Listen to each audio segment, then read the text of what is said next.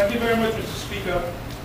Mr. Speaker, honorable members, I would like firstly to extend my appreciation to all honorable members in this House for enabling and allowing and participating in this debate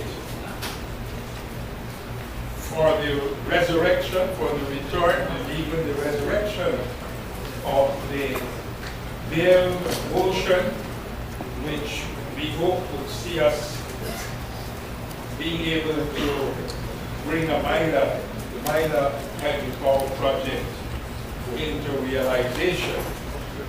Mr. Speaker, honorable members, we earlier did something that was unprecedented in returning, resurrecting the bill and the motion to this House. And I think it is, Amila is worthy of such unprecedented action. I hope that it would be truly transformative, not only with respect to maybe the relations between the parties, also with respect to how the citizens of our country see each other and how we think.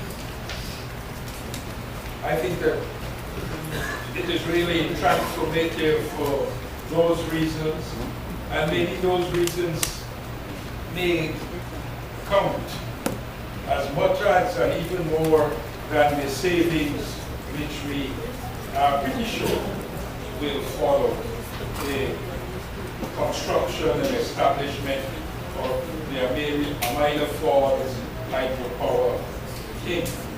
A man who has had to take many a stiff drink to warm his cold feet as his day of marriage approaches. I know it didn't happen with us, sir, right ahead, Mr. Speaker, but we can understand why persons may be concerned, and I normally do, when the time comes to make the final sign-off, one holds a pen, spends his hand for a while, looks into the air, stares into space, and wonders what the future would bring. But I think sometimes, sir, we have to be bold. We have to be bold at times, and we have to go forward at times, and we have to pray that fate would be kind to us. And I would say that is what I would like to call on all members of this House to take that position, that these matters have been under consideration for a large number of years, that as it turns out, the government has not run forward with the first proposal. The government has kept, even though it very much wants this to happen, it has maintained a critical consideration of the proposal. I would like our people to be assured of that. I would like to maybe refer to some of the main issues that might have come up around the 18th and 16th. We've said before, why do we want this to happen? Because of its truly transformative nature for our society. And that may go beyond just the physical installation. Hopefully it may lead us to different ways, better ways of relating here in Parliament and politically. We could refer to the fact that whilst the starting rate of return for nearly all such equity projects is 25%, we have gotten down to the point where Site Global is accepting 90%, if I remember it exactly. But we have been, in fact, we have been spending much time over a number of years pressing all the sources of financing and insurances and so on to bring those rates down lower and lower at the lowest possible.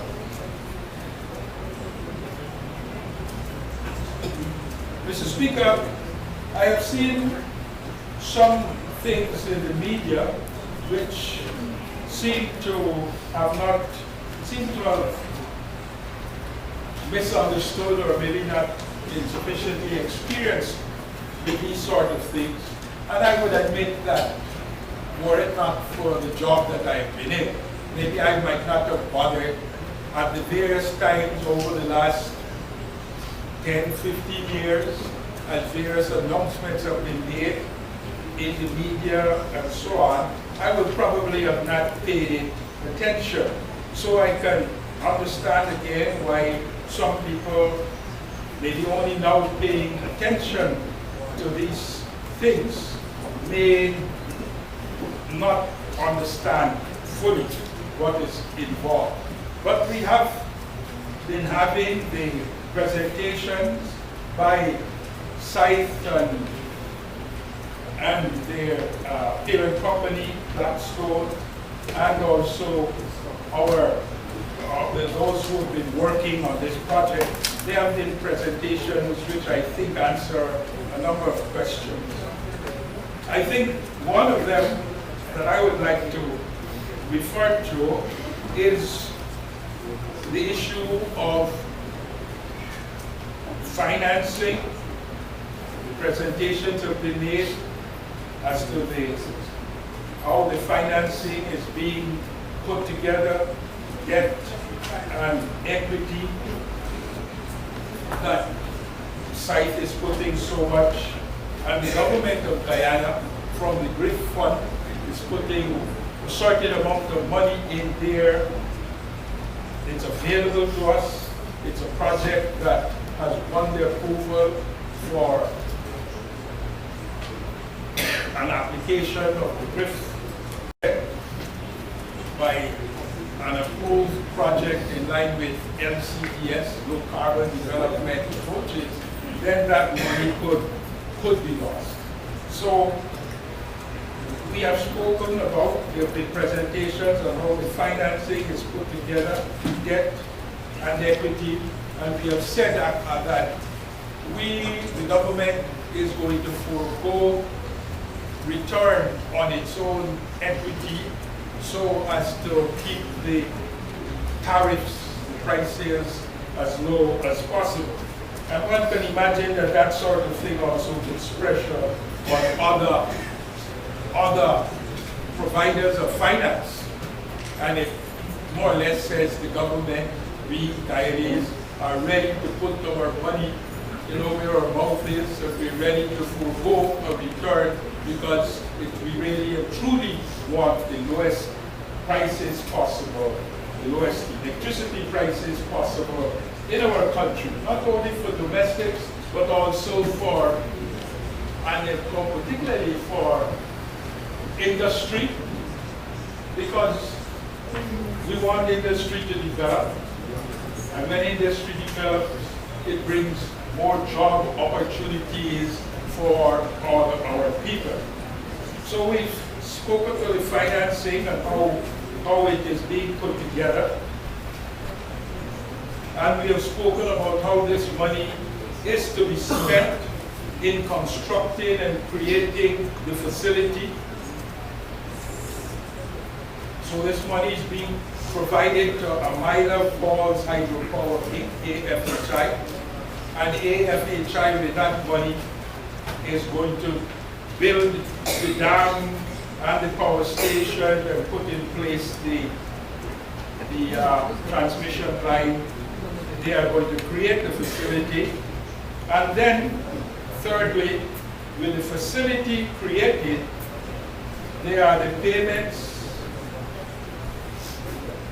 from the day of commercial operation, the COD. There will be payments to AFHI by GPL as prescribed in the PPA, so that the requirements of the financing would be met, so that the debt is repaid over this period. One part of it will be paid in a shorter time. Resurrect, as it were, a minor. It is truly worth resurrecting. It is truly worth resurrecting. On this particular bill that we have here, as I have stated back in July, on the 18th of July, that whilst hydropower has been developed in the world for maybe 130, 40 years, and whilst initially there were not all these special laws, environmental and social impact assessments, it is not that these things were not, but these days these things are addressed more formally and very, very formally. I know that some of us in our quiet and private moments may wonder whether the developed countries and other countries that have hydro from 100 years ago and so on, whether if they had to go through the procedures of today, whether those developments would have happened. I would admit that at times we smile to each other about it. But we are living in 2030. And we, Guyana, we are members of the world. And as the world goes, whilst we do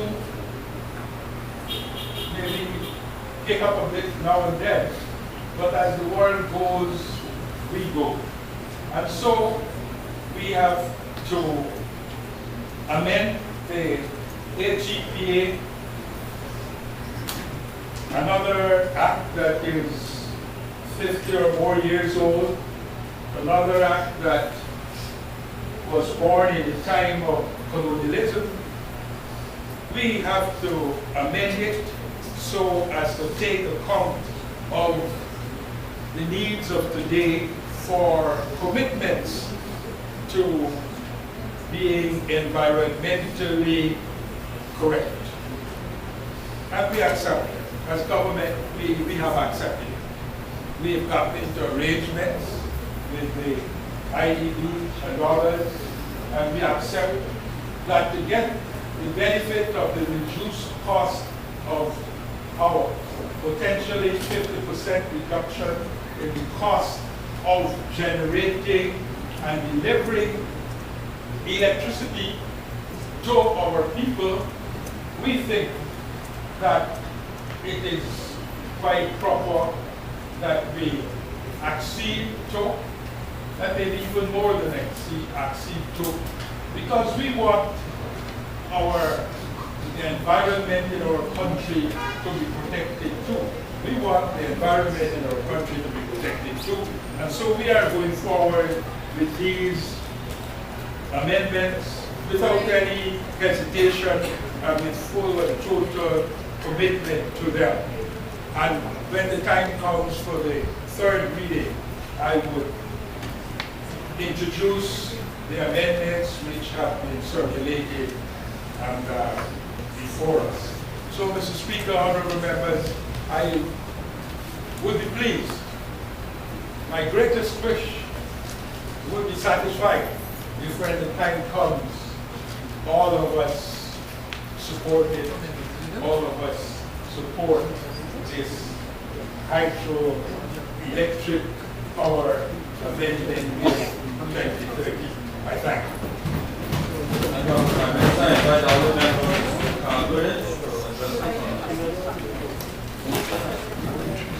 Thank you very much, Mr. Speaker. Mr. Speaker, I have restrained my natural tendency when listening to the Prime Minister to get up and ask on exactly what he's speaking. Can I just invite you to the motion before us? The Hydroelectric Power Amendment Act. This is what the Hydroelectric Power Amendment Act, as per the explanatory note from the front, deals with three sets of things. The Prime Minister has addressed none of those. He has addressed none of those. In fact, he only mentioned the offset in the last 30 seconds of his presentation. It is astonishing. It is astonishing. Let me just remind you, Mr. Speaker, that the motion itself has nothing whatsoever to do with financing of any project. It has nothing whatsoever to do with Tobuku or how you had chats with the Brazilians or what happened to Timbuktu or to Chumari. It has nothing to do with most of the things that he has mentioned. If you had spent the time that you were trying to have me speaking to him, then he would have addressed the motion.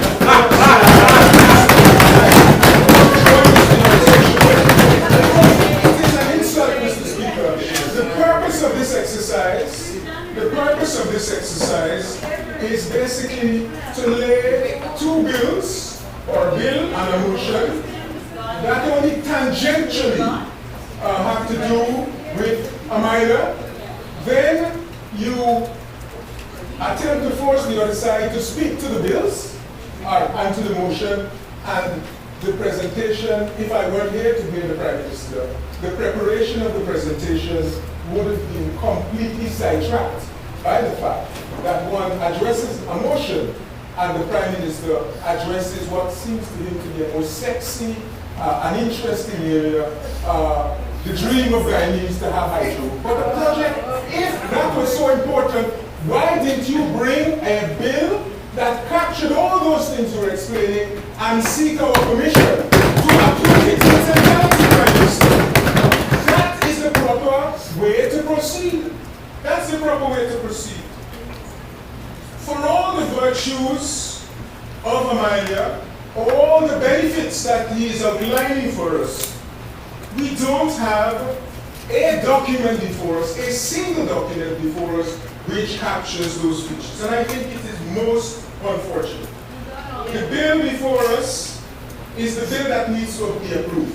Not other documents that would have been passed to us, which often are not necessarily related to each other. Let me just give you an idea. We are told that we have the document. On the 17th of July, the Prime Minister made mention of the 18th. On the 17th of July, we received the document.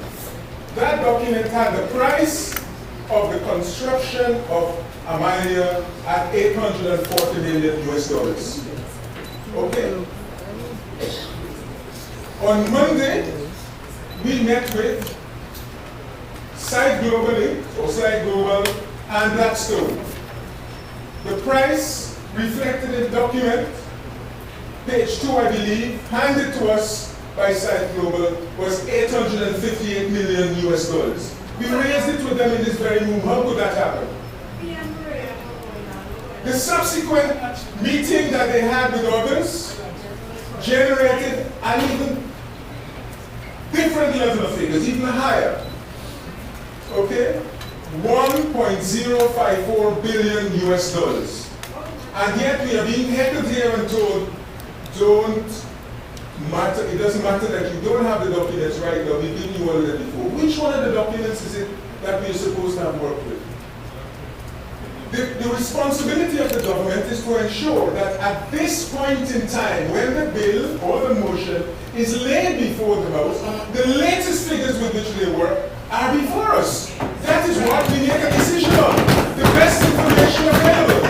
Not the hope that one person will look at one figure, the Prime Minister, the President make claims about another figure, and we're not sure where we're going.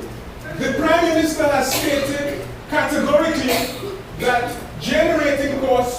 down, he had, at one point, as he did on a previous occasion when he and I spoke about this matter, conflated generation costs and the cost to the consumer. They're two different things. I didn't conflate.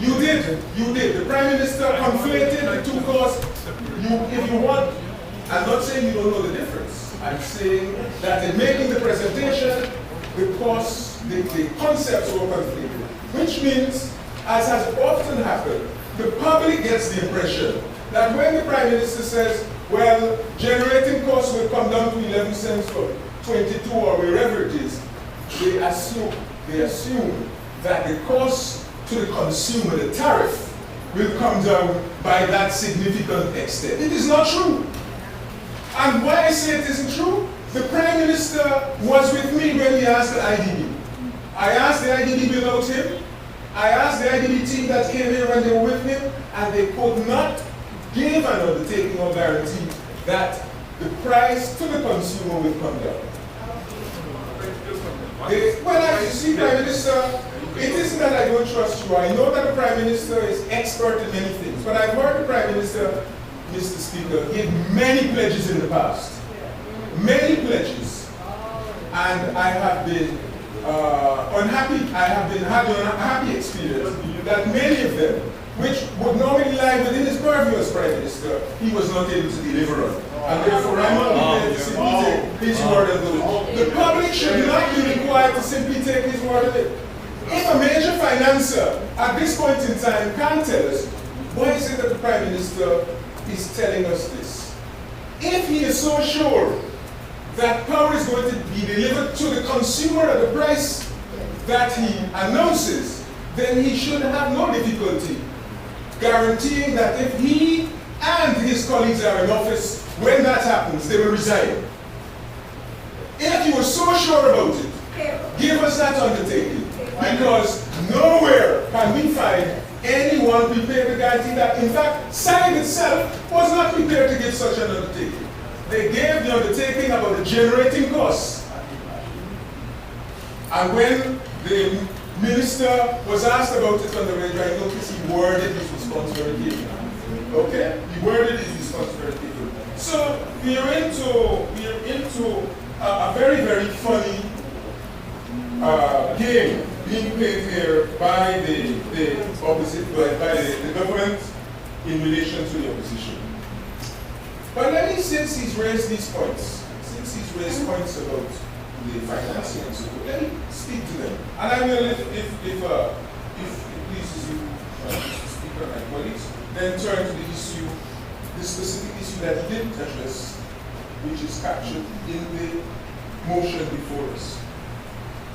The question is, if a manager is worthy of unprecedented action, that doesn't mean that the figures or that the cost of a manager do not need to be carefully examined. And I was struck by an analogy that the Prime Minister attempted to draw. He says, when you're looking at the question of the total cost of a manager, you need to use the analogy of credit, borrowing in order to finance something. I believe I'm right. I made a note of it. I purchased or whatever. But let me tell you something, Prime Minister. Maybe you haven't had the experience that whether you borrow or utilize your own resources, you have a responsibility, especially if you are managing other people's money, to ensure that the expenditure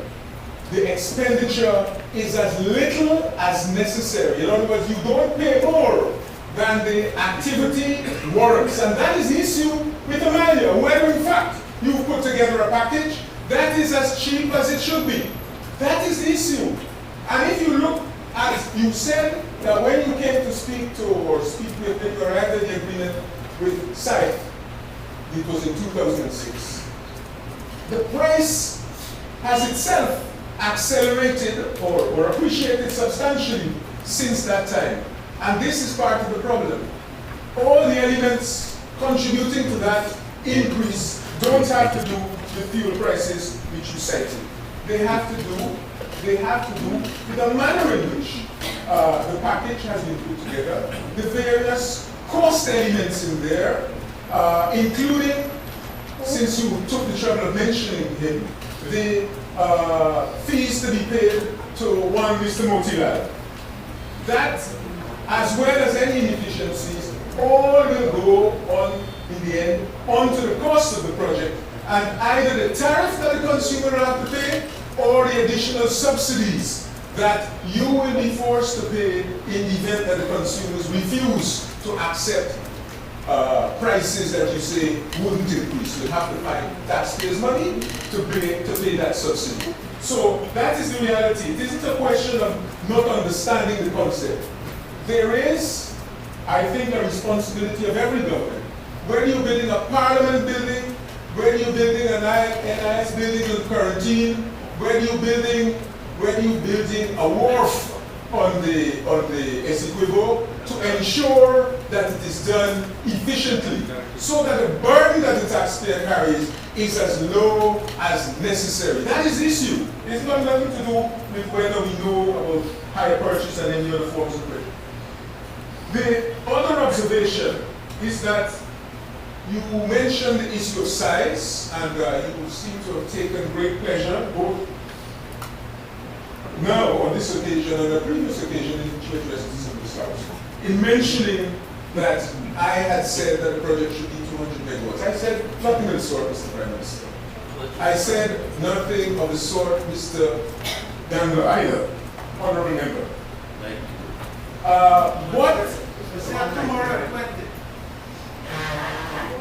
Mr. Speaker, the issue of 200 arose because of an exchange between myself and the Prime Minister, 2011, in which he took the trouble, I couldn't afford it, of a full-page advert to respond to a comment I made about pursuing the Brazilian,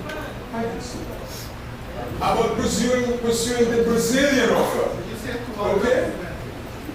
And at that time, my understanding from the Prime Minister, which was published in the paper in 2009, yes, was that the size of the project was meant to be 700 megawatts, of which the Brazilians would take 5 and 200 would be available to us.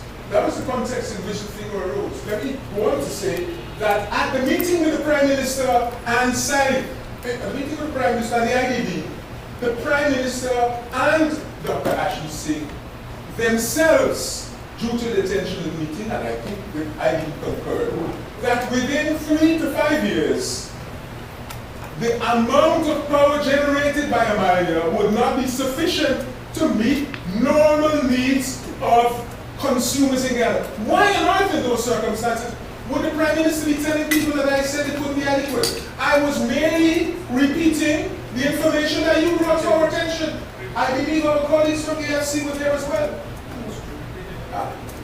So once I'm flattered that you should take the trouble to mention my name so often, I think that I am really not appreciative of the attempt to use this illegitimate tool, okay? Illegitimate tool to win an argument, okay? I'm not going to say more than that. As regards the question of size, my point is that if you remember the initial logic behind going to the very large projects, which the Prime Minister himself explained a minute ago, was that they're likely to generate lower per capita output costs. That's because there are economies of scale associated with it, and therefore that is the attraction of bigger projects. Insofar as going to smaller projects are concerned, if they are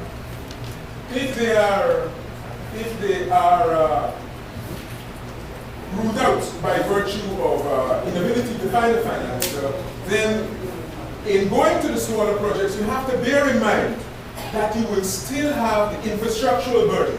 In other words, if instead of having 600 megawatts, instead of having a 600 megawatt or 700 megawatt plant on one set of transmission lines that cost $100 and something $1 million, then try to ensure that you have a set of smaller projects. The idea is to develop 3 or 4 projects on the same river basin. There's a logic behind it.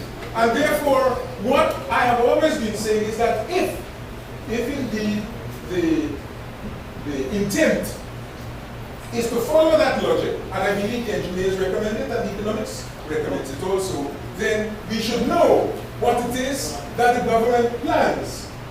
Because the burden of carrying all the transmission lines on a mile is part of the problem of why it appears to be so costly. Okay? And that is an argument I think the Prime Minister ought to be able, I mean, he knows it, I'm sure I wouldn't have to persuade him of that, and therefore he needn't to go beyond that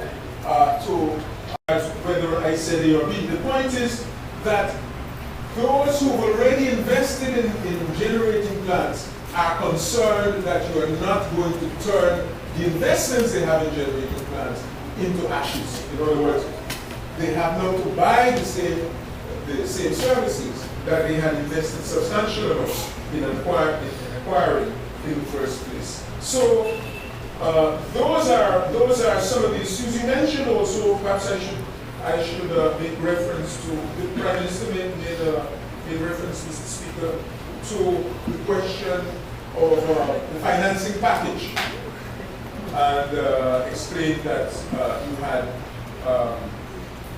IDB via Norwegians, or Norwegians via IDB, and so forth. CDB, these are 2 main elements of input in by way of loans, and then you have the government and 100 million of equity, perhaps something like that, and side with 150 million. The issue here, you quite rightly have said that some of the comments in terms of the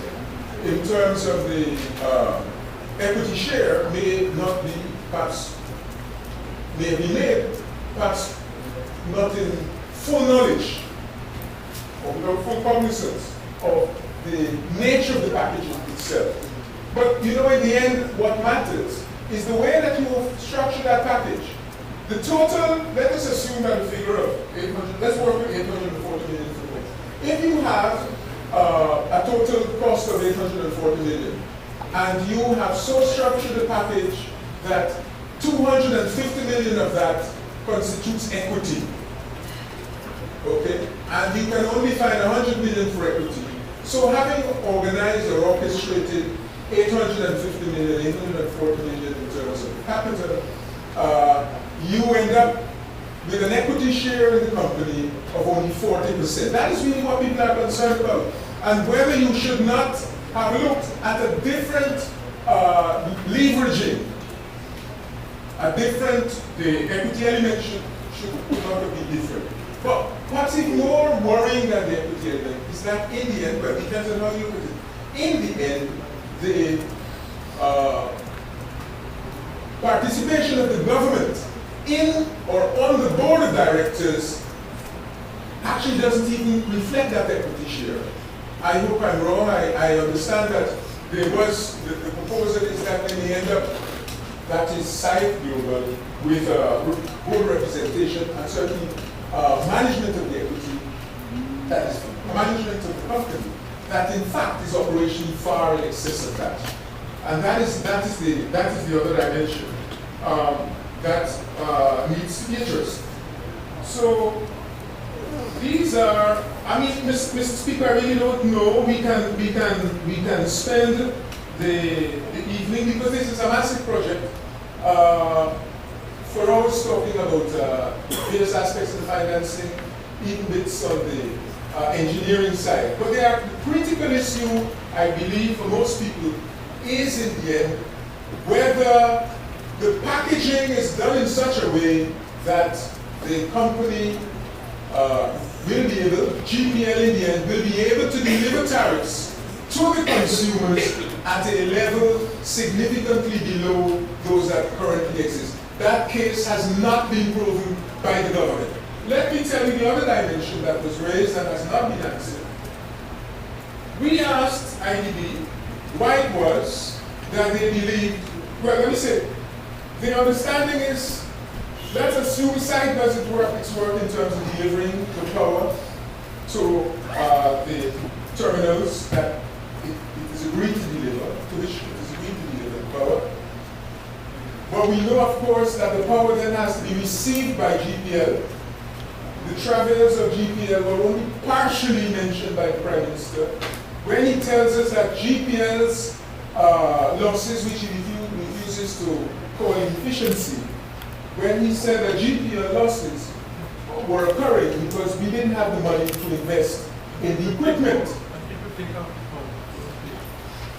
Yes, Prime Minister, you can add all those bits. I don't have any difficulty with that. Whatever it is you said, he said GPL also didn't have the money to have the equipment that would reduce the losses, the technical losses at any rate. Okay? But let me just ask, as I asked the IDB, in the last, 5 years, the IDB gave GPL $10 million US dollars to reduce technical losses. 10 million. The Prime Minister looks disbelieving, Mr. Speaker. I refer him to a document which was made available to us on July 17th, Development and Expansion Program 2013 to 17, which very early on makes reference to this. So I'm not making up a figure, it is right here. And in that very document, it also bemoans the fact that over that period, GPL was only able to reduce the losses by 9%. And in fact, in the last 2 years, the reduction had slowed down, I suppose, but I'm not going to put any figure to it, but it has slowed down considerably. This is the explanation. So the question is this: if the IDB, in working very closely with the government, I'm sure it's over 5 years because this is not the first loan they would have received. If in that time, and the close relationship the IDB has with the government, it was unable to significantly reduce the technical losses, let alone the commercial losses, which I haven't addressed, with 10 million US, why do we believe that by virtue of simply having hydro, they are going to bring those losses down by any significant extent? What is it that the IDB and the government are going to do in order to bring down the losses? Now, the document says that they get an additional 5 million. 10 million couldn't bring it down significantly. Apparently 5 million will. Okay? But the point is really not the money that is spent. What exactly are they going to do? GPL remains one of the most inefficient corporations in this country. Absolutely. I refuse to come to any refusal of you to deny that, Prime Minister.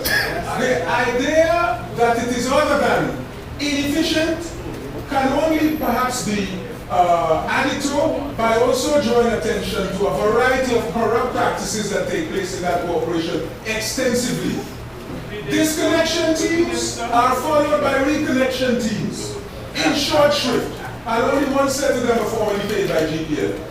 GPL board members have in the past, at least one at any rate, was berating the public for not paying and for illegally connecting to the grid. They have given themselves free electricity. It is those practices that demoralize the public and make it difficult for GPL to reduce the commercial losses.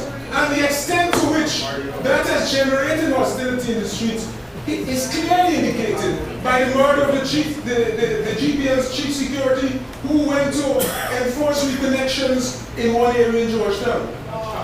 He got shot and killed. Thank you, Prime Minister. It didn't take place in a vacuum. I'm saying it takes place in a context. Saying it takes place in a context. I never mentioned justification. Okay? And my language, I think, certainly my capacity in English, is good enough for me to speak for myself. I don't need assistance from you. As regards, Mr. Speaker, the documents the presentation by the Prime Minister, as regards the presentation by the Prime Minister, you know, tools, analysis, descriptions can be really transferred from one context to another.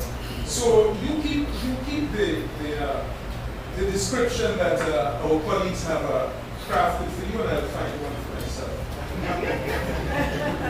Mr. Speaker, if you look at the document before us that is entitled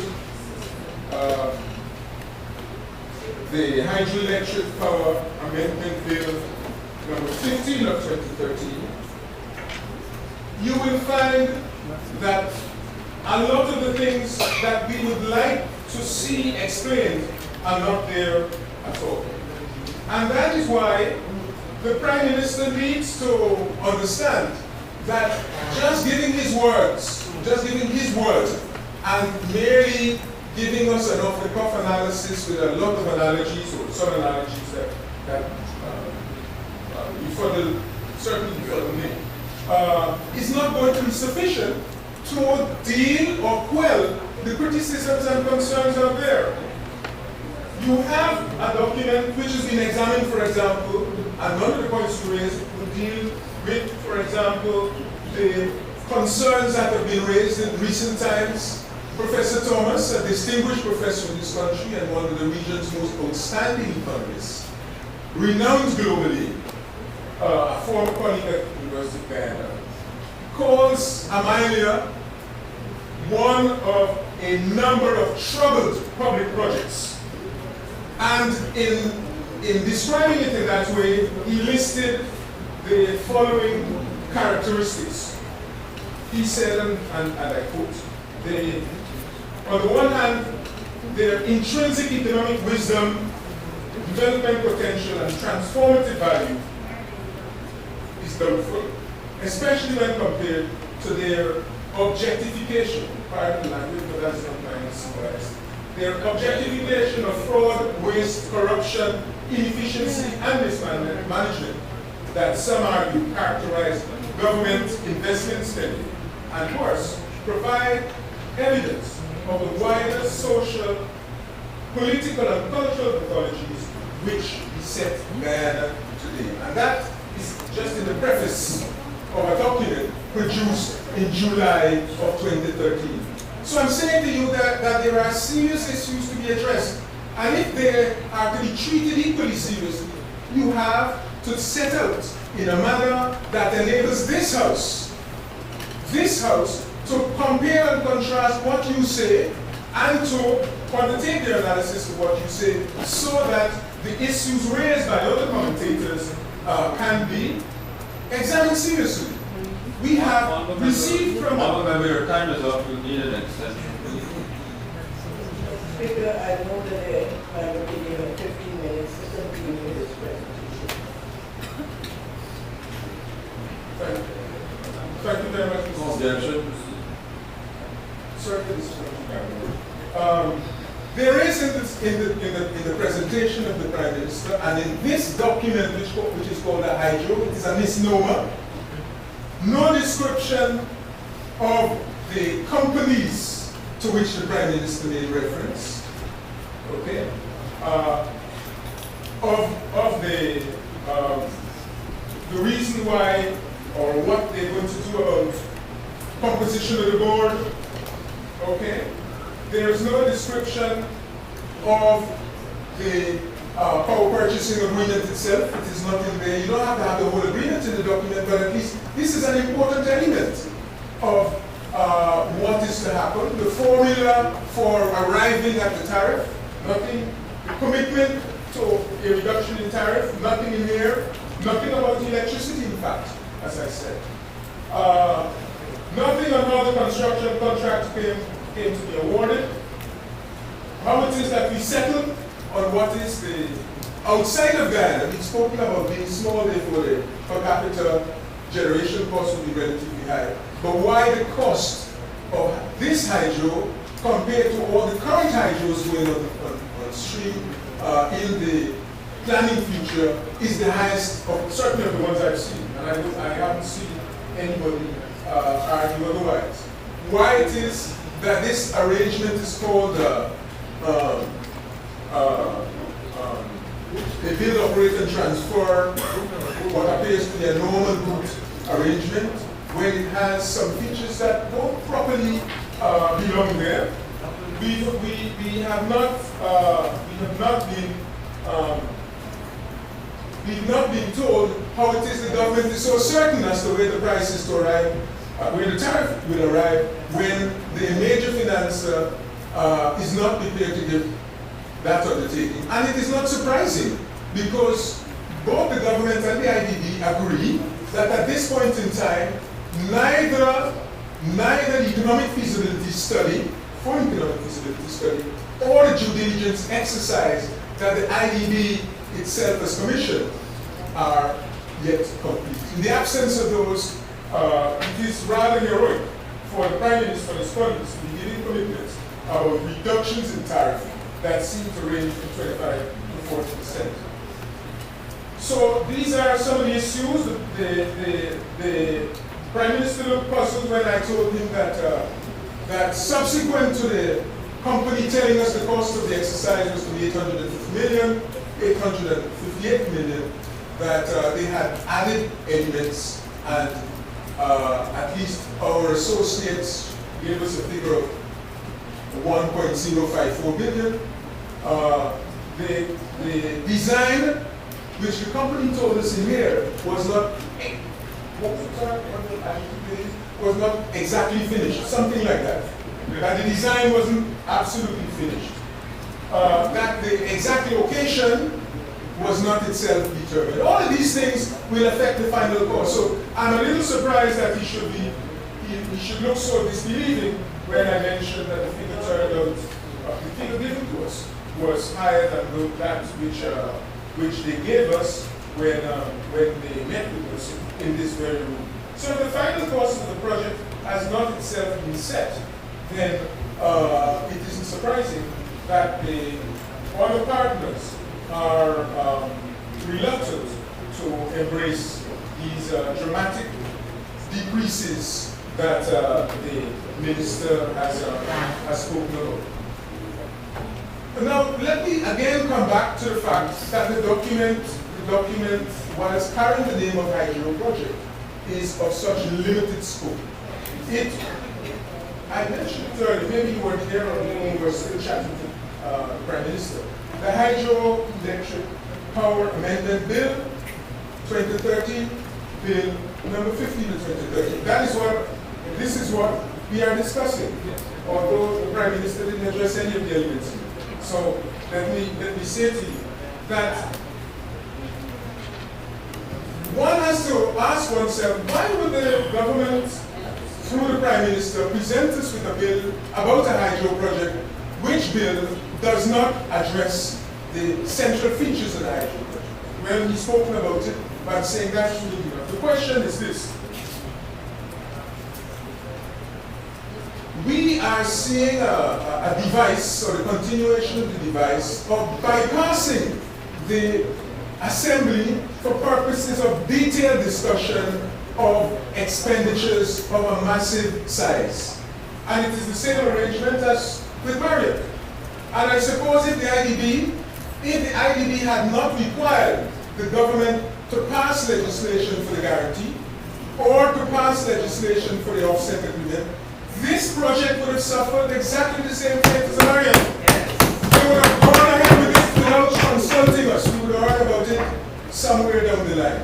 That can be the only conclusion for naming a bill, a hydro amendment bill, which bill does not really address anything central to the hydro project, but simply one of the requirements of the financing agency. I don't think that's good enough. I don't think that's good enough. So that, Mr. Prime Minister, Mr. Speaker, when the Prime Minister calls upon us to the regime itself allows for enough flexibility, for example, in the event that one wants to make an alternative offset or to compensate for the area that you may find suddenly is rich in a mineral, but you've set it off as wetland or something like that.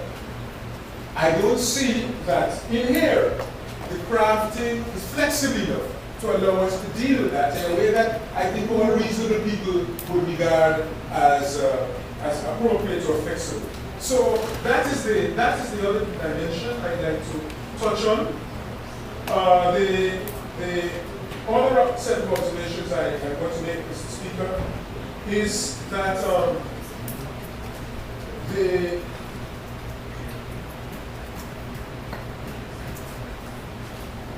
it is that the project itself may or may not, in the end, work out in the manner that the government wishes.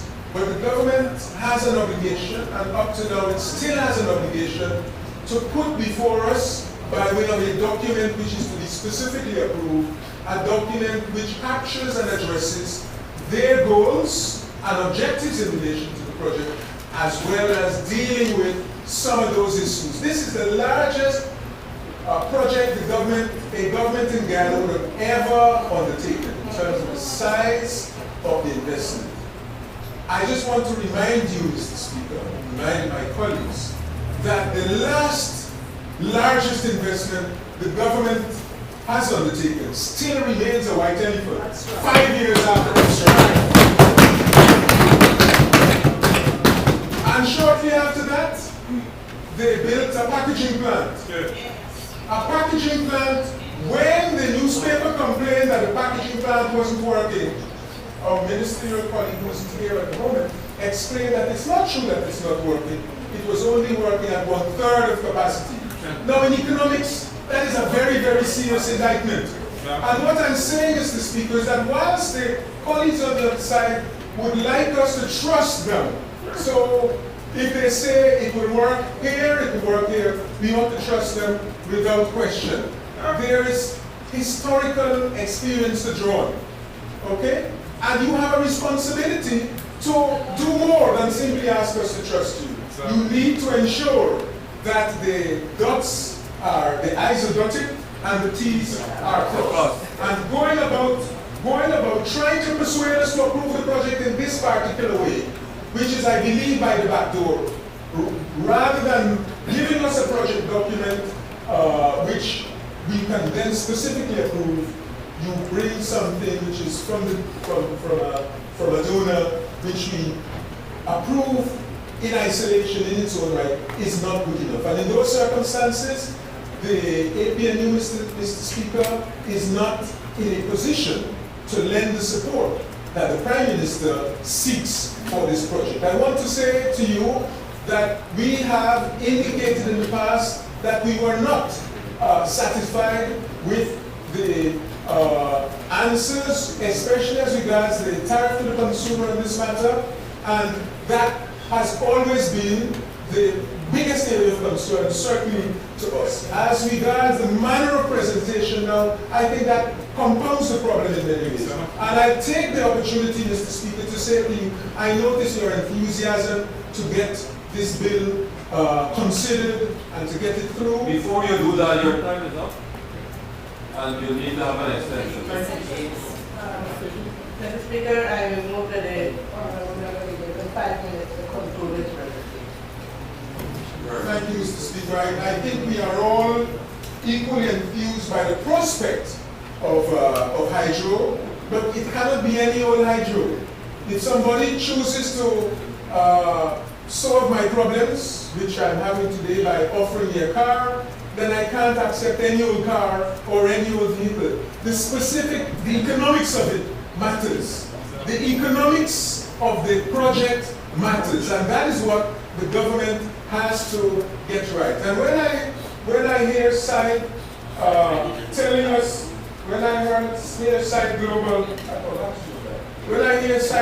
telling us that there must be consensus in the National Assembly on the part of the parties, I hope that the government also listens to that, because I assume that SIDE is a serious company, and that they would have done what was necessary before coming to this Parliament, rather than trying to blackmail us, essentially, or to railroad us, to use a kind of term, into approving a project over which we have a lot of concerns and a lot of questions. This could have and should have been dealt with differently, and it is a testimony to the disregard for dialogue and for consensual decision making, for joint project goals that the government has. You can't expect blind following in this manner in a political arena if you behave in that way. And I hope that the other things that the government is proposing to have us support will not be handled in the same way. Thank you very much. The thing is about that we have to achieve the adoption in the 1955 Hydroelectric Power Act amendments which allow us to take care of the critical issues which abound today with respect to these types of large which have environmental impacts and which have resonance in the international field, in lobby groups, in financial support groups and so on, and which could impair the project. And we needed to get this amendment done to get our development partner, the IDB, who is putting money or also handing money for us to the new project. We needed to get this in so that these funds will flow and the project will advance. Even while we continue discussions and we dot the I's and T's, which the Honorable Member Greenwich spoke about. And it is really distressing again to sit down here again and to hear all of these issues which the Honorable Member either referred directly to or raised again, brought up again in this Honorable